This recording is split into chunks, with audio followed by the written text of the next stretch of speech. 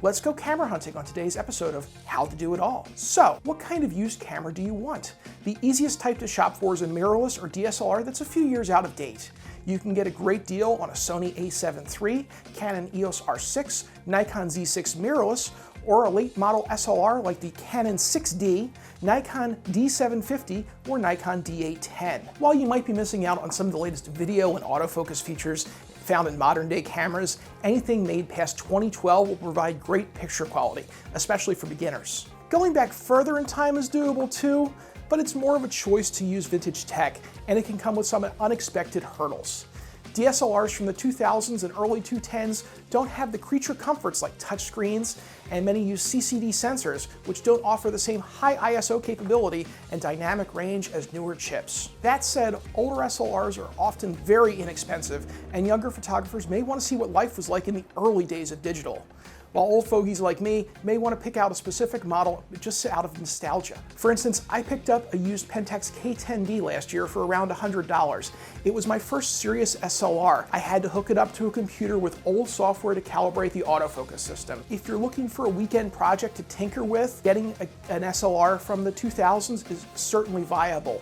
But if you just want to get an old camera to save money and have it up and running no problem, get something from the 2010s or newer. You can take the same advice when shopping for a digital compact. If you're getting one from the early 2000s, you're going to have to track down an old memory card and batteries to get it to work. If you get one from the 2010s onwards, your life's going to be a lot simpler. The tech is simply more like a modern day camera. I think it's worth it to target prosumer models regardless of era. Look for a compact in the Canon PowerShot G, Nikon Coolpix P, or Sony RX series. You can also check out something like the Ricoh GR from 2013 onwards with an APS-C sensor. It's one that really holds up today, and I still use it often. What about film cameras? There are far too many styles and eras to discuss in this video, but let me know if that's something you'd like to see us do a separate video on in the comments. My best advice is to decide if you want a compact, rangefinder, SLR, or medium format camera first, and then do a Google search to see if there are any common problems with the specific model you're interested in. Trust me, if there's a pernicious issue with an old camera, it's been discussed to death on the internet. With any film camera, you should set aside some extra funds for maintenance. Old mechanical cameras like this Leica M3 will work forever with occasional maintenance, and many vintage cameras with electronics, like this Pentax LX, can be repaired too. If you notice that shutter speeds are slow or see light leaks on your pictures, it's a good idea to send the camera out for a clean lube adjust service, commonly called a CLA among camera nerds. Using old lenses is a great way to make photos with a vintage look and feel.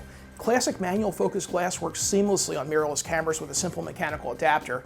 And if you get a DSLR, you can use compatible lenses dating back to the 70s for Pentax and Nikon and to the 80s for Canon. Now that you know what to look for in buying used, you should know where to go. The best place to shop is a camera store, either online or in person. The two biggest New York City stores, Adorama and B&H, both sell used equipment in-store and online. If you have a local camera shop, chances are it does too. KEH and MPB are two online shops that specialize in used equipment, while Lens Rentals offers a rent and buy program for a good portion of its catalog. I'd look at one of these sites as your first step because they check and repair gear before they ship it out, and they have a good return policy, just in case you get a lemon. And of course, we can't forget about the internet's largest flea market, eBay. The auction site has a huge rotating inventory, but you're taking a gamble when shopping and are often getting something listed as is without a return policy. Still, eBay is the best online shop for deal hunters.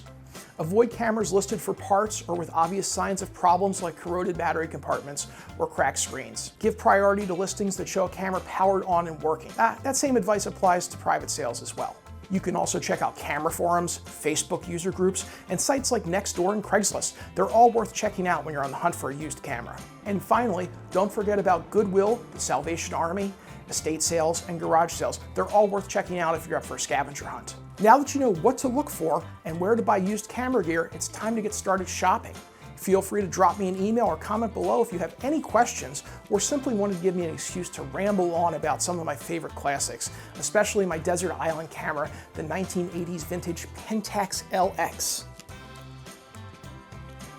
For more on both new and old cameras, be sure to check out my articles on PCMag.com. Good luck with your camera search, and thanks for joining me in today's episode of How to Do It All.